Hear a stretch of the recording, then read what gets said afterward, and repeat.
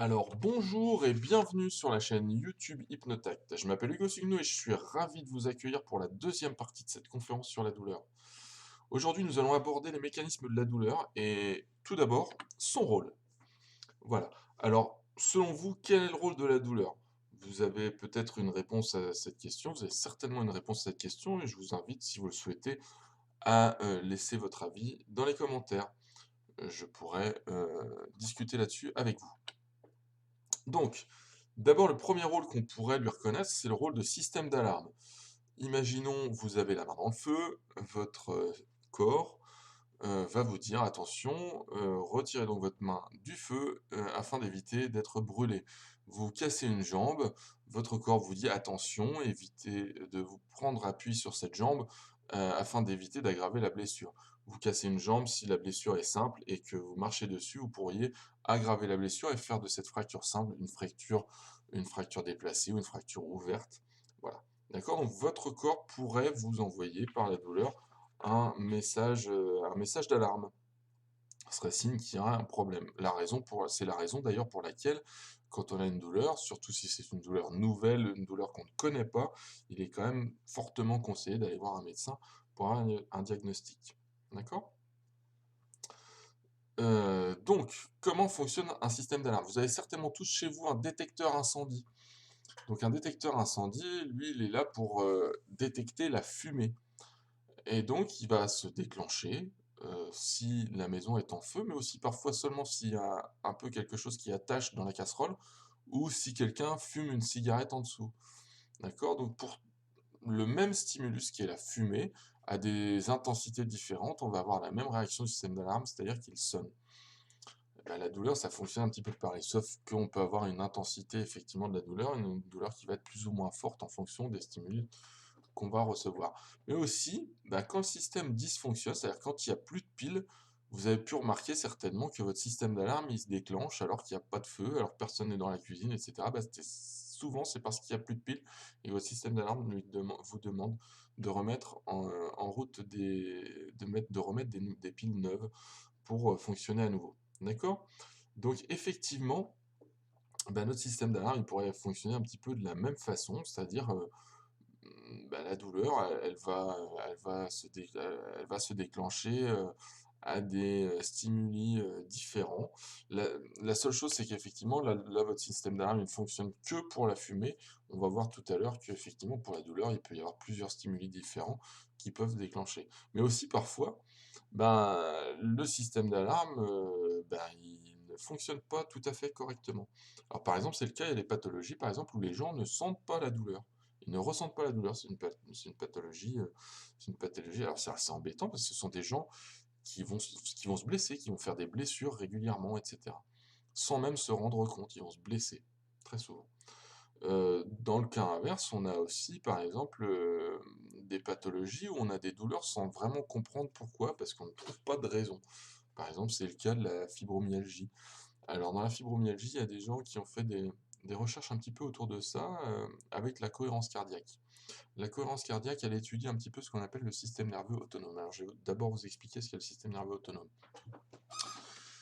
Le système nerveux autonome, on va le comprendre en comprenant déjà ce qu'est le système nerveux volontaire. Dans notre corps, on a deux systèmes nerveux. Un système nerveux volontaire, c'est-à-dire le système nerveux qui vous permet de prendre la décision de vous déplacer d'un point A à un point B. Je me lève, je décide de me lever, je me déplace jusqu'au point B et je vais prendre une autre position au point B. Voilà, c'est un système volontaire. Pendant ce temps-là, votre système nerveux autonome, lui, il a continué de faire battre votre cœur, respirer vos poumons, digérer vos intestins. Et ça, c'est le système nerveux autonome.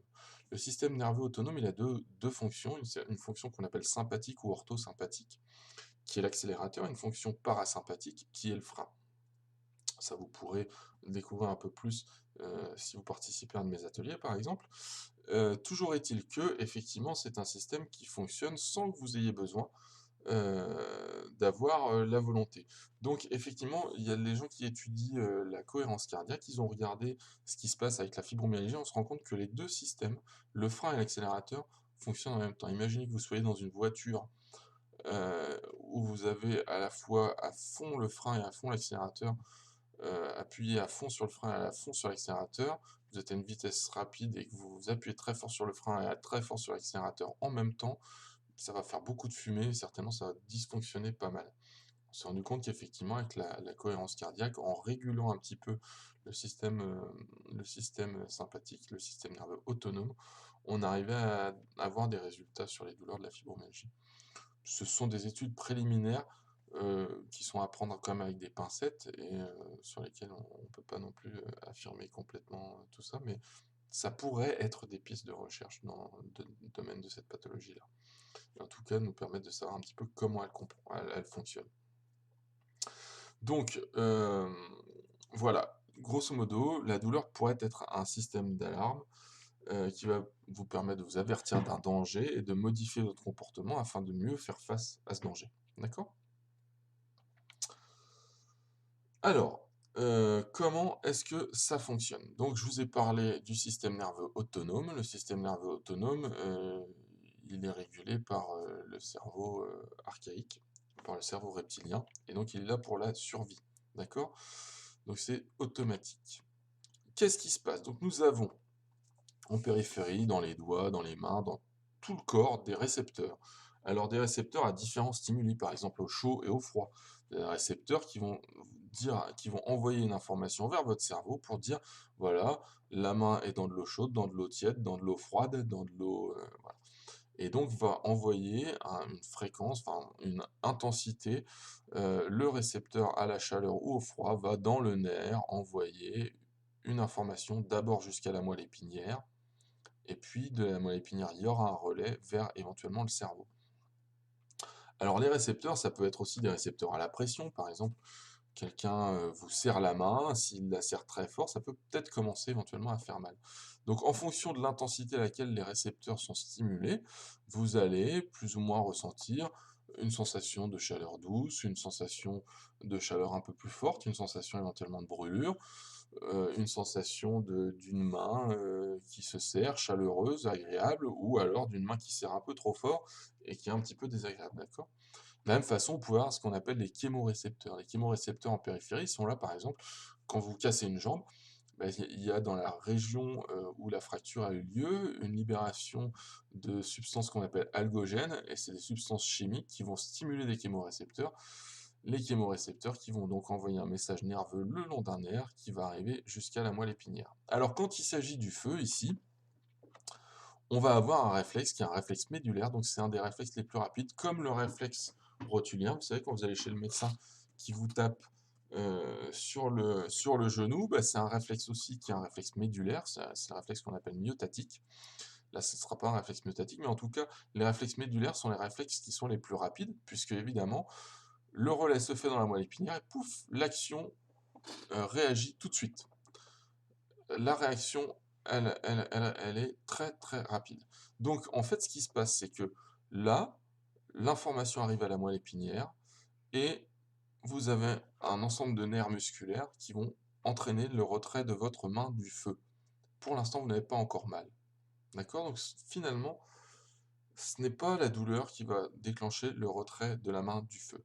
Vous voyez? Si le stimulus de la chaleur est suffisamment fort, l'information va remonter jusqu'au cerveau, d'accord? Et si le cerveau estime qu'effectivement, l'information mérite parce que l'information tant je le récepteur vous donne une certaine température, et quand ça arrive au cerveau, le cerveau pour l'instant là, il n'y a pas encore de douleur. Le cerveau reçoit l'information, la main est à une certaine température. Si la température paraît être élevée au cerveau, et ben, le cerveau crée une douleur. D'accord?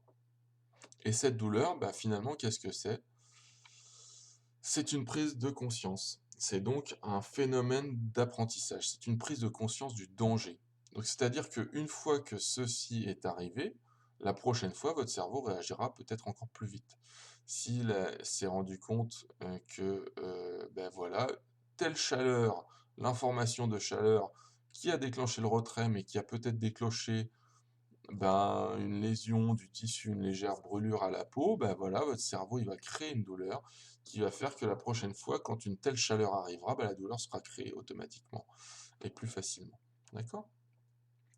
Donc finalement, la douleur serait un système d'alarme qui permettrait la prise de conscience du danger, un phénomène d'apprentissage. D'accord?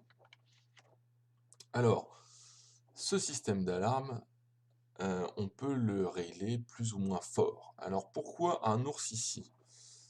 Eh bien, je vais vous expliquer ça. Donc, cet ours, imaginons vous rentrez un soir du travail, vous descendez de votre voiture, vous rentrez dans le salon et vous découvrez au milieu de votre salon un ours qui se lève, qui barille, et là vous dites, ah non, le barrissement c'est l'éléphant, je ne sais plus quel bruit fait l'ours. Bref, je vais retrouver. Donc, cet ours pousse son cri, vous vous enfuyez en courant et en sortant de la pièce, vous tapez vos orteils contre le montant de la porte d'entrée, vous fracassez 3 orteils. Pensez vous allez arrêter de courir pour autant? Je ne pense pas, parce que votre cerveau sait que vous avez affaire à un ours derrière et que le plus grand danger n'est pas celui de vos orteils, peut-être fracturés, mais celui de l'ours qui vous court après. D'accord? Donc, là, pour le coup, vous avez peut-être 3 orteils cassés, mais vous allez vous rendre compte et la douleur n'apparaîtra peut-être que lorsque vous serez à l'abri de l'ours. D'accord? Ça a été le cas, par exemple, dans l'attentat de, Ronald Reagan. Il a reçu une balle dans les poumons, il s'en est rendu compte une fois qu'il était à l'abri, parce que quand il était dans la cohue, il s'est pas rendu compte de ça. Il a cru que c'était son garde du corps qui, en le mettant dans la voiture, lui avait cassé une côte, et en fait non, il avait pris une balle, et effectivement le garde du corps, en le poussant dans la voiture, c'est une fois qu'il était dans la voiture qu'il était plus dans la cohue, plus dans la peur, la bousculade, qu'il s'est rendu compte qu'il avait pris une balle dans le corps. Voilà, par exemple. Donc ça, comment ça se passe? Qu'est-ce qui se passe? Bah, simplement, vous avez effectivement l'information des orteils cassés. Là, j'ai laissé un feu, mais ce sera les orteils cassés. L'information monte puisque la douleur est suffisamment importante. Sauf que là, il y a l'ours. Et votre cerveau, il sait que ce message-là, il ne faut pas en tenir compte, parce que le plus urgent, c'est de s'éloigner le plus vite possible de l'ours. Et donc, votre cerveau, il a créé ici un signal inhibiteur. Un signal inhibiteur qui va faire disparaître la douleur, un signal inhibiteur qui va peut-être faire disparaître une boiterie, quelque chose de ce genre. Et donc, on a ce qu'on appelle une inhibition descendante. D'accord? Maintenant, au même titre, on peut avoir ce qu'on appelle une sensibilisation. Donc, parce que le système nerveux fonctionne un petit peu comme un tuyau. Donc, si vous imaginez, vous avez un tuyau d'évacuation, par exemple, au fond, en bas, dans le sous-sol. D'accord? Comme vous nettoyez pas votre sous-sol très souvent, la poussière peut s'accumuler dans ce tuyau d'évacuation. À un moment donné, il peut peut-être se boucher à moitié. Donc, le débit de ce tuyau sera faible. En revanche, un tuyau d'évacuation que vous utilisez tous les jours, comme celui de la cuisine, par exemple, là, celui-ci, le débit le tuyau sera toujours propre et le débit sera très bon. Et ben, dans la douleur, c'est de la même façon un petit peu. C'est-à-dire que des réseaux douloureux se mettent en place, et plus on utilise ces réseaux, plus ils sont efficaces. D'accord? On va reprendre l'exemple de cette main brûlée. Donc je me brûle la main, pouf, il n'y a pas trop de blessures, c'est une petite brûlure, mais qui m'embête pas trop. Je prends conscience que effectivement ma main était en danger. Imaginons qu'on a une brûlure, donc qui va créer une douleur persistante. Et ben là, déjà, le système nerveux, le réseau nerveux lié à la douleur, il est un peu plus employé, ce qu'on appelle de la sensibilisation. D'accord?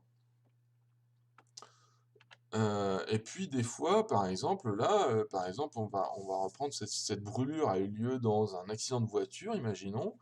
Vous avez un accident de voiture, heu, donc vous avez une brûlure qui vous fait mal, effectivement, mais c'est pas la seule sensation que vous avez dans un accident de voiture. Quand vous avez un accident de voiture, vous avez peut-être eu peur, vous vous êtes peut-être senti, heu, un peu un ressenti de la culpabilité ou de la colère. La culpabilité, si c'est vous qui avez fait une erreur de conduite, ou de la colère si c'est l'autre en face qui a fait une erreur. Peut-être que, il y avait une certaine musique à la radio, peut-être qu'il y avait encore, une certaine luminosité dehors, d'accord? Et ça forme des associations mnésiques, et donc votre douleur, elle peut être associée à un certain nombre de choses, et donc à un certain nombre de souvenirs qui peuvent être un, un sentiment de culpabilité, un sentiment de colère, un sentiment de peur, qui peut être peut-être une certaine luminosité, une certaine musique. Et donc tout ça, ça fait que peut-être la douleur peut être réveillée simplement par un sentiment de culpabilité, ou par une certaine luminosité un jour, ou par une certaine musique. D'accord? Et ça, donc ça, ce sont les phénomènes de généralisation ou de sensibilisation de la douleur. D'accord? On appelle ça les sensibilisations centrales.